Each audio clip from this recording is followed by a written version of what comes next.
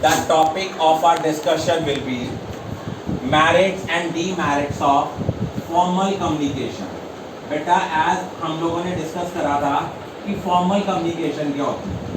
Formal communication का मतलब होता है जब हम लोग ऑफिशियली कोई कम्युनिकेट करते हैं, कोई प्लान्स, कोई पॉलिसीज, कोई रूल्स एंड रेगुलेशन, उसको हम लोग बोलते हैं फॉर्मल कम्युनिकेशन. अब फॉर्मल कम्युनिकेशन के मेरिट्स क्या क्या हैं? तो मेरिट्स में सबसे पहला जो इसका बेनिफिट है वो ये है कि it is systematic.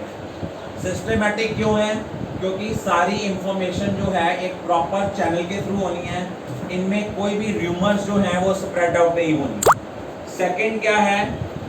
It provides support to the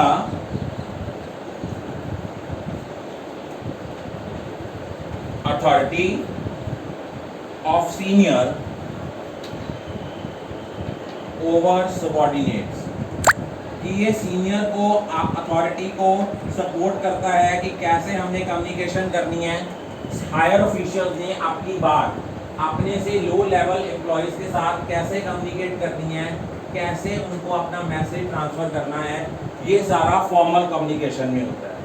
second, उसके बाद थर्ड पॉइंट है responsibility of action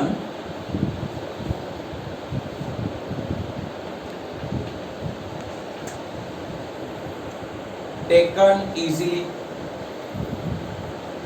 can taken easily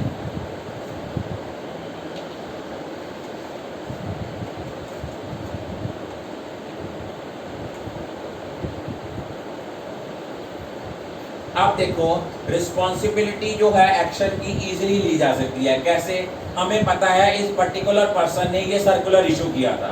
on that person is responsible for any miss happening. और उसके बाद नेक्स्ट है इट इज ऑथेंटिक.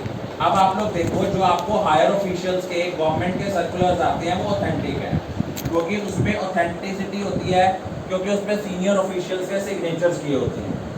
उसके बाद लास्ट है it helps in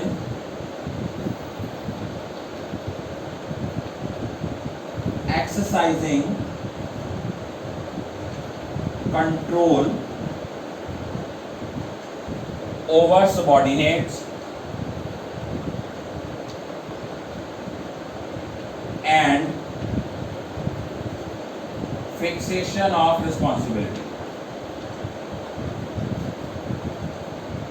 जो आपकी फॉर्मल कम्युनिकेशन है, फॉर्मल कम्युनिकेशन में ये आपको हेल्प करती है कंट्रोल करने में.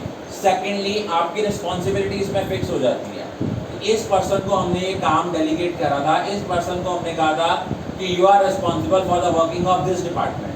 अगर काम नहीं होता that particular person will be responsible for any non accomplishment of objective. लेकिन इनके डीमेरिट्स क्या हैं? ये सबसे पहले इसके डीमेरिट्स तो ये हैं कि ये प्रोसेस बहुत ज़्यादा लेंदी है. इस कारण इसमें जो डिसीजन मेकिंग है इट इज़ वेरी स्लो. इसको कई फेजेस से पास आउट होना पड़ता है. सपोज गवर्नमेंट में आपको कोई अप्रूवल लेनी है, कोई एक्सपेंस की अप्रूवल लेनी है, तो आपको इसमें बहुत ज़्यादा हायर ऑफिशियल के सिग्नेचर्स की ज़रूरत पड़ती है. तो कई बार डिसीजन जो है या एक्शन जो है वो स्लो हो जाता है. सेकंड क्या है? It is rigid as deviations are not allowed. एक बार एक रूल बन गया, we have to follow whatever the circumstances, we can't change according to the change in circumstances. और उसके बाद थर्ड इसमें सबसे बड़ी प्रॉब्लम क्या है? It lacks personal relation. अब मान लो एक आपके बॉस ने आपको कोई सर्कुलर इशू किया है, तो उसने आपसे ऑफिशियल कम्युनिकेशन किया है, कोई पर्सनल लेवल पे कम्युनिकेशन नहीं की. उसके कारण क्या होता है? उनमें पर्सनल रिलेशंस जो हैं वो एस्टैब्लिश नहीं होते. और इधर देखो. उसके बाद नेक्स्ट क्या आता है? Accurate information